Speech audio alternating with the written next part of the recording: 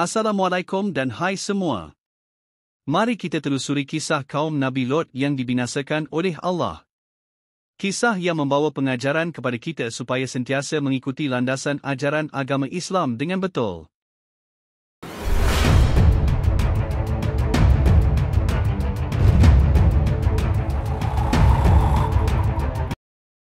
Tahukah anda bahawa terdapat satu kaum yang dibinasakan oleh Allah kerana mengamalkan kehidupan homoseksual? Inilah yang berlaku pada zaman Nabi Lot alaihi salam. Pada zaman dahulu, terdapat sebuah kota yang bernama Sodom dan Gomora.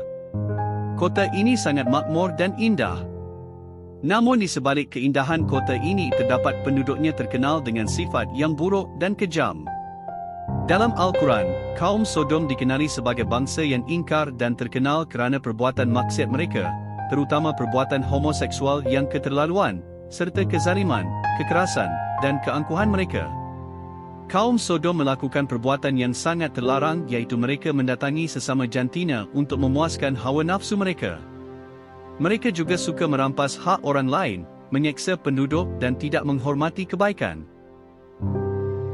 Kota Sodom dan Gomora dipercayai terletak di kawasan Lembah Sidim, berhampiran Laut Mati, Dead Sea. Namun, lokasi tepatnya masih menjadi misteri dan bahan kajian arkeologi. Walaupun sumber arkeologi tidak menemukan bukti langsung yang mengaitkan lokasi tertentu dengan kota Sodom, Allah yang Maha Pengasih tidak membiarkan kaum ini terus tenggelam dalam dosa. Allah mengutus seorang Nabi yang bernama Nabi Lot. Nabi Lot adalah putera dari Haran bin Tarah. Beliau merupakan anak saudara Nabi Ibrahim alaihi salam. Nabi Lot beriman dan mengikuti ajaran yang dibawa oleh bapa saudaranya Ibrahim. Beliau merupakan salah seorang penduduk di kota Sodom. Beliau adalah seorang lelaki yang baik hati, penyabar, dan penuh kasih sayang. Nabi Lot diutuskan oleh Allah untuk membimbing kaumnya ke jalan yang benar. Nabi Lot menyeru kaumnya, "Wahai kaumku, takutlah kamu kepada Allah. Janganlah kamu lakukan perbuatan keji ini. Nikahilah wanita-wanita yang halal bagimu, kerana itu lebih suci dan lebih berkat." Tetapi kaum Sodom tidak mahu mendengar. Mereka malah mengejek dan menolak ajakan Nabi Lot. Mereka berkata dengan sombong, "Wahai Lot, kalau engkau tidak berhenti menasihati kami, engkau akan kami usir dari kota ini." Suatu hari, Allah mengutus malaikat dalam rupa lelaki tampan. Mereka datang ke rumah Nabi Lot sebagai tetamu. Nabi Lot sangat gembira, tetapi juga berasa takut kerana dia tahu kaum Sodom suka mengganggu tetamu.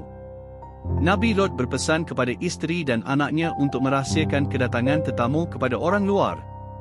Namun, pesanan itu tidak diendah oleh isteri Nabi Lot. Dia menyebarkan berita tentang kehadiran tetamu lelaki mereka yang sangat tampan. Benarlah apa yang ditakutkan Nabi Lot. Kaum Sodom tahu ada tetamu asing di rumahnya. Mereka berbondong-bondong mendatangi rumah Nabi Lot, sambil berkata dengan niat jahat, "Wahai Lot, serahkan kepada kami tetamumu itu." Nabi Lot berusaha melindungi tetamunya. Beliau berkata dengan sedih, "Wahai kaumku, jangan kalian hinakan tetamuku ini. Takutlah kepada Allah." Tetapi kaum Sodom tidak mahu mendengar. Mereka malah semakin liar.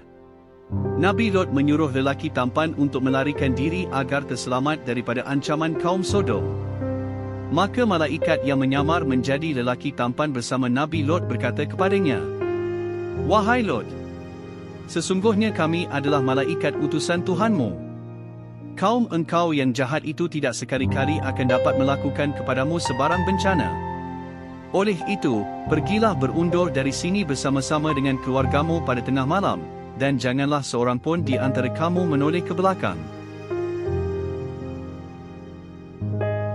Setelah mendengar perkabaran itu, Nabi Lot mengumpul pengikut dan keluarganya untuk meninggalkan kota Sodom. Ketika fajar menyingsing, azab Allah pun turun. Tanah kota Sodom dibalikkan yang di bawah menjadi di atas. Batu-batu yang panas seperti tanah terbakar berjatuhan dari langit. Akan tetapi apabila melangkah kaki meninggalkan kampung, isteri Nabi Lot mengingkari arahan dengan menoleh ke belakang sehingga tertinggal demi menyaksikan kehancuran kaum Sodom. Maka binasalah isteri Nabi Lot beserta seluruh penduduknya yang zalim. Kaum Sodom lenyap tanpa bekas dan inilah balasan bagi mereka yang ingkar kepada Allah dan berbuat kerosakan di bumi. Allah selamatkan Nabi Lot dan orang-orang beriman yang mengikutinya. Terima kasih kerana menonton. Sebagai tanda sokongan anda, jangan lupa untuk tekan butang like dan subscribe. Jumpa lagi pada video akan datang.